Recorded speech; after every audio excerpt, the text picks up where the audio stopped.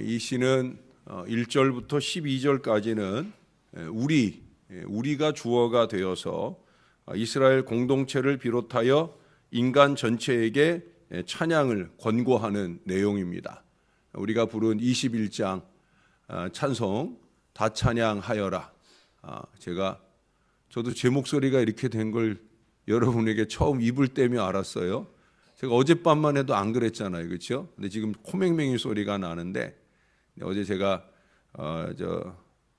시내에 우리 신난영 집사님 그 전시회 하는데도 다녀오고 가자오자마자 또 신방도 다녀오고 하면서 그래서 아마 좋지 않은 공기를 저도 마셔서 이 코가 이렇게 갔는가 싶어요. 죄송합니다.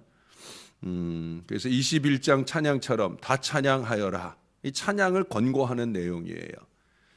그리고 후반부인 13절부터 20절까지는 전반부는 1인칭 복수로, 이제 13절부터는 1인칭 단수 나라고 하는 것이 주어가 되어서 그 전체 인간 속에 한 개인이 진정으로 하나님을 찬양할 수 있는 사람이 되려면 어떤 존재가 되어야 함을 예배에서 명상하게 하고 있다고 보여집니다. 그러므로 이 시의 제목을 붙인다면 저는 찬양으로의 초대라고 할 것입니다. 왜냐하면 5절에 보시면 와서 하나님께서 행하신 것을 보라, 사람의 아들들에게 명하심이 어미하시도다. 오늘 3절과 5절에 두 번에 걸쳐서 어미하다라는 표현을 반복해서 쓰면서 그 어미하신 하나님을 와서 보라라고 얘기해요. 16절도 보세요. 하나님을 두려워하는 너희들아 다 와서 들으라. 하나님이 나의 영혼을 위하여 행하신 일을 내가 선포하리로다. 와서 보고 듣고 그리고 함께 찬양하자는 거예요. 누군가 진정한 종교는 생각하는 종교가 아니라 보는 종교라는 말을 했어요. 더 발전해서 보고 듣고 느끼는 종교가 바로 기독교예요. 어제 저녁에도 그랬잖아요. 우리가 증인의 삶, 증거하는 삶을 살아야 되는데 증인이나 증거라고 하는 것은 자기가 체험한 사람이어야 그 체험하고 목격하고 보고 들은 것들을 말하는 것이 바로 증거다. 그런 얘기를 해요. 그래서 우리는 고백적 신앙을 살아야 된다. 고백적 신앙을 살기에 앞서서 먼저 필요한 게 뭐냐면 체험적 신앙을 살아야 되는 거예요. 제가 신학을 처음 시작을 할 때 그때 어느 교수님이 그런 얘기를 해요. 신학을 하기 전에 먼저 신앙자가 되어라. 신학을 하기 전에 먼저 신앙자가 되어라. 제가 거의 40년 가까이 되어 가는데 그럼에도 불구하고 내가 이 말을 마음에 새기는 중요한 이유가 있죠. 제가 언제나 여러분에게 설교하기 위해서 말씀을 펼치잖아요. 설교를 위해 말씀을 생각하고 정리하고 체계화하는 것도 중요하지만 그것보다 앞서서 말씀대로 살기 위해서 내 안에서 보고 듣고 느끼는 이 체험이 선행되어야 된다 하는 얘기예요. 저는 그러려고 나름 노력을 많이 합니다. 또 여러분들도 마찬가지여야 되는 거예요. 성경을 얼마나 많이 아느냐? 이거 중요한 거 아니에요. 죄송한 얘기지만 예배를 얼마나 많이 드리냐? 이것도 중요한 게 아니에요. 중요한 건 뭐예요? 예배 속에서 우리가 들은 말씀, 내가 하나님의 말씀을 읽고 많이 알게 되어지는 그 말씀을 삶으로 살아내려고 하는 몸부림이 있어야 된다는 거예요. 말씀을 삶으로 체험해 가야 된다는 거죠. 말씀을 삶으로 증명해 가야 된다는 거죠. 그리고 철학자 파스칼은 자기 위옷 옷깃에 이 안에다가 글을 하나 늘 옷을 바꿔 입으면 그 옷에다가도 또 글을 하나 꼭 붙여놓고 다녔어요. 그래서 늘 그 글을 읽었어요. 그 글은 뭐냐면 예수 그리스도 철학자의 하나님이 아니라 아브라함의 하나님, 이삭의 하나님, 야곱의 하나님, 그리고 나의 하나님. 생각 속의 하나님이 아니라 내가 체험해가는, 아브라함이 체험했고 이삭이 체험했고 야곱이 체험했고 또한 나도 체험해가는 그런 하나님, 그런 예수 그리스도, 바로 그 쪽지를 꿰매 입고 일생을 살면서 그것을 늘 되뇌인 거예요. 그래서 자신의 하나님으로서 그렇게 삼으려고 노력했다라고 하는 거예요. 오늘 시인은 와서 보고 들은 예수 그리스도를 함께 찬양하자고, 함께 감사하자고 초대합니다. 저도 여러분들에게 이 초대를 무수히 하잖아요. 여러분, 하나님을 좀 찬양하십시다. 찬양의 자리에 새벽 아침 일찍 오셔서 하루를 찬양으로 열어가시는 여러분, 모든 찬양에 여러분들을 초대합니다. 열심히 오셔서 찬양하십시다. 찬양은 아무나 하는 게 아니에요. 오늘 말씀에 보니까 찬양을 할 수 있는 사람의 조건이 있다는 거예요. 우리는 이 조건을 가지고 찬양의 자격을 가지고 찬양의 자리에 적극적으로 나아가야 되는 거예요. 첫 번째 조건은 뭐냐? 하나님을 찬양할 수 있는 사람의 첫째 조건은 16절에 보니까 하나님을 두려워할 줄 아는 사람이어야 된다는 거예요. 예? 하나님을 두려워할 줄 아는 사람. 이스라엘의 찬송 중에 거하시는 주여, 주는 거룩하시니이다. 찬송 가운데 주님 계시니까 그 주님을 두려워하는 마음으로 찬양의 자리에 가야 된다는 거예요. 여기서 말하는 이 두려움은 벌을 받을까 봐 전전긍긍하고 벌벌 떠는 그런 두려움이 아닙니다. 하나님을 믿고 의지하는 복종과 신뢰의 마음을 가지고 어미하신 하나님 앞에 부끄러움을 무릅쓰고, 어제 드렸던 말씀의 표현대로라면 뻔뻔함을 무릅쓰고 나아갈 때 생기는 그 겸손한 두려움입니다. 하나님을 믿느니 내 주먹을 믿어라 하는 어리석은 인생들이 있지요. 돈의 힘이 가장 위대하다. 오늘 어제 3M 얘기를 했는데 이 만몬 시대를 살다 보니까 물질 만능의 어리석음 속에 함부로 말하는 이런 어리석은 사람들의 그런 생각이 아니라 여기 7절의 말씀처럼 그가 그의 능력으로 영원히 다스리시며 그의 눈으로 나라들을 살피시나니, 이 개역개정판은 살피시나니라고 완곡하게 말했지만 전에 개역 한글에는 감찰하시나니 그랬어요. 깊이 들여다보신다는 거죠.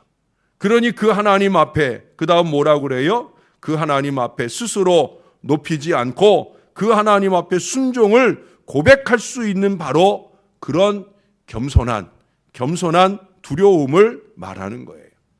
이 두려움을 가질 수 있을 때, 그럴 때 13절 14절을 보세요. 내가 번제물을 가지고 주의 집에 들어가서 나의 서원을 주께 갚으리니 이는 내 입술이 낸 것이요 내 환난 때에 내 입이 말한 것이니이다. 서원의 이행이 근거가 뭐예요? 바로 이 두려움이에요. 내 입술이 낸 거예요. 아니, 내 입술만 낸 것이 아니라 내 마음에, 내가 어렵고 힘들 때, 여기 환난 때에 그랬어요. 내가 어렵고 힘들 때, 아쉬울 때는 하나님 이렇게 해주시면 내가 이렇게 하겠습니다라고 말하거나 마음에 품었었는데, 기도할 때 기도에 덧붙였는데 이제 그 일대로 하나님께서 은혜를 주셨을 때 그걸 잊어버리는 어리석음이 아니라는 거예요. 하나님을 두려워할 줄 모르는 거죠. 하나님을 두려워하고 하나님이 해주셨다라는 믿음을 가질 때 서원을 반드시 이행하는 바로 이런 두려움을 말하는 거예요. 이렇게 하나님을 두려워할 줄 아는 사람은 찬양할 수 있는 사람의 두 번째 조건에 접근할 수 있어요. 두 번째 조건이 뭐냐? 17절, 18절을 제가 읽어드릴게요. 내가 나의 입으로 그에게 부르짖으며 나의 혀로 높이 찬양하였도다. 내가 나의 마음의 죄악을 품었더라면 주께서 듣지 아니하시리라. 여기 보니까 내 마음의 죄악을 품지 말아야, 마음에 품은 죄악까지도 청산하는 것이 바로 찬양자의 두 번째 조건이에요. 마음에 품는 죄악을 마음에 품는다는 게 뭐예요? 하나님께서 한 인간의 마음을 살펴볼 때, 감찰해 볼 때, 그때 그 마음에 악한 뜻, 악한 생각을 가진 사람으로 판단되는 것을 의미하는 거예요. 죄를 실행한 게 아니에요. 죄를 실행하진 않았지만 마음에 이미, 제가 자주 쓰는 표현처럼 악의와 악독을 가지고 있다고 하면 그게 이미 죄라는 거예요. 왜? 저나 여러분들은 우리의 보여지는 행위를 보고 계시는 하나님을 믿는 게 아니라 우리의 마음을 감찰하시는 하나님을 믿고 있거든요. 그러므로 이 마음에 이미 악의와 악독, 으이씨 하는 마음을 품는 그 순간조차 우리는 죄예요, 죄. 많은 사람들이 이 하나님을 두려워할 줄 몰라요. 마음에 품은 그 생각이 자기의 입으로, 자기의 행동으로 자기도 모르게 쏟아져 나올 수 있다는 사실을 알지 못해요. 여러분 이사야서 6장에 보면 이사야가 하나님의 거룩하심 앞에 서게 될 때 그가 두려운 마음으로 말하잖아요. 나는 입술이 부정한 자로다. 화로다 나요. 나는 입술이 부정한 자다. 그렇게 고백을 합니다. 그 입술이 부정하다는 건 뭐예요? 자기의 그 죄의 고백이 입술을 통해 나오는 거니까. 내가 입술이 부정하다라는 말로 간단하게 표현했지만 그 앞에 그 뒤에 그는 그 입술을 통해 자기의 마음에 품은 죄악까지라도 회개했을 거라는 거죠. 그러나 중요한 건 뭐예요, 여러분? 바로 이 입술이 죄, 우리의 마음에 품은 죄악까지라도 그 더러운 죄악까지라도 고백해야 되는 이 입술로 우리가 찬양해야 되잖아요. 그 다음 19절에 보니까 하나님이 실로 들으셨다. 20절에 보니까 그가 내 기도를 물리치지 아니하셨다. 이렇게 두 번이나 말하고 있는 이 기도를 내야 될 입술이잖아요. 그러니 이 입술로 많은 죄를 고백해야 하는 자신의 입술이 마음에 품은 죄악이 있다고 하면 부정한 거니까. 그러면 찬양할 수도 없고 기도할 수도 없으니까. 그러니까 마음에 품은 죄악을 먼저 씻어낼 때에야 내 입술이 마음에 품은 죄악조차 회개할 자리에 가지 않을 수 있을 때에 우리가 찬양할 수 있다라고 하는 거예요. 여러분 이런 고백은 하나님의 판단에 의하여 품은 죄악이 깨끗이 씻겨질 수 있게 하였다라고 보여집니다. 우리가 어제 65편에서도 우리가 우리의 죄악의 사하심이 우리의 죄를 사해 주심이 감사의 근본 조건이라고 그랬어요. 우리 죄를 사해 주시고 우리를 구원하신 것. 다른 것 다 아니어도 이것 하나만으로 우리가 감사해야 된다. 그래서 죄를 용서해 주심이 감사의 근본 조건이라고 그랬어요. 그러나 여러분, 이 죄를 사해 주시는 것은 감사의 근본 조건이기에 앞서서 오늘 감사자의 감사할 자격을 갖는 조건이라고 하는 사실도 잊지 말아야 됩니다. 그래서 여러분 기도를 가르칠 때 기도 안에 품어야 될 내용들, 기도의 내용들 가운데 먼저 필요한 것은 바로 회개 기도예요. 그리고 감사 기도예요. 그리고 소원 기도를 하고 그 소원 기도에 대한 응답을 기대하면서 감사와 찬양과 영광으로 마무리되는 게 이게 주기도문의 수순이기도 하고 이게 우리의 기도에 있어서 중요한 원칙입니다. 여러분 회개해야 합니다. 죄를 씻어내야 되고 씻은 마음으로 하나님을 찬양하는 자리에 함께 가시면 좋겠습니다. 세 번째로 하나님을 찬양할 수 있는 사람은 16절 하반절에 보니까 하나님이 나의 영혼을 위하여 행하신 일을 내가 선포하리로다. 제가 자주 강조하는 바예요. 찬양은 선포입니다. 찬양은 선포입니다.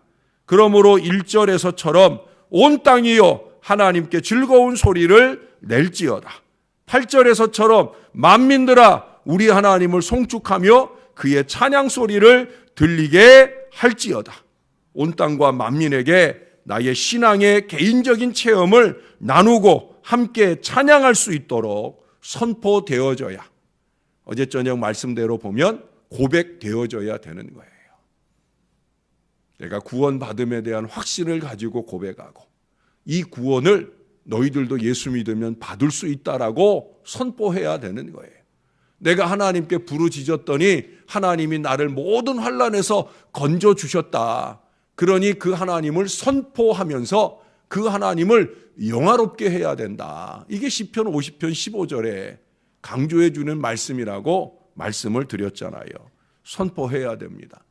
이 시인은 특별히 10절 이하를 보십시다. 하나님이여 주께서 우리를 시험하시되 우리를 단련하시기를 은을 단련함 같이 하셨으며 우리를 끌어 그물에 걸리게 하시며 어려운 짐을 우리 허리에 메어 두셨으며 사람들이 우리 머리를 타고 가게 하셨나이다. 우리가 물과 불을 통과하였더니 주께서 우리를 끌어내사 풍부한 곳에 들이셨나이다. 할렐루야. 그 12절 하반절까지 전에는 이 시인이 어려운 상황에 있었다는 거예요. 고통 중에 있었다는 거예요. 그걸 여기 적나라하게 다 적고 있어요. 부끄럽지 않아요. 왜 부끄럽지 않아요? 주께서 우리를 이끌어내사 풍부한 곳에 들이신 결말이 있으니까. 예? 과거에 어렵고 힘들었던 일들을 왜 또 말하게 되느냐? 그건 다른 거 없어요. 간증하려는 거죠. 선포하려는 거예요. 하나님께서 그 모든 것들로부터 나를 끌어내셔서 풍부한 곳에 이르게 하셨습니다. 이 말하려고 하는 거예요. 이 말을 들어야 되는 거예요. 이 말씀을 들으며 함께 하나님을 찬양하고 선포해야 되는 거예요.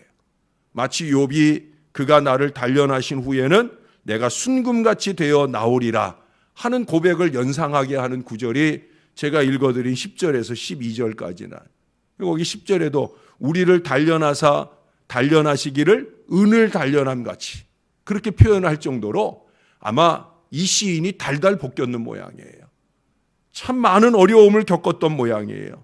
그러나 지금은 비록 괴롭고 외롭고 허무하고 고통스러운 상황이지만 주께서 우리를 끌어내사 풍부한 곳에 들이실 때가 있다는 거죠.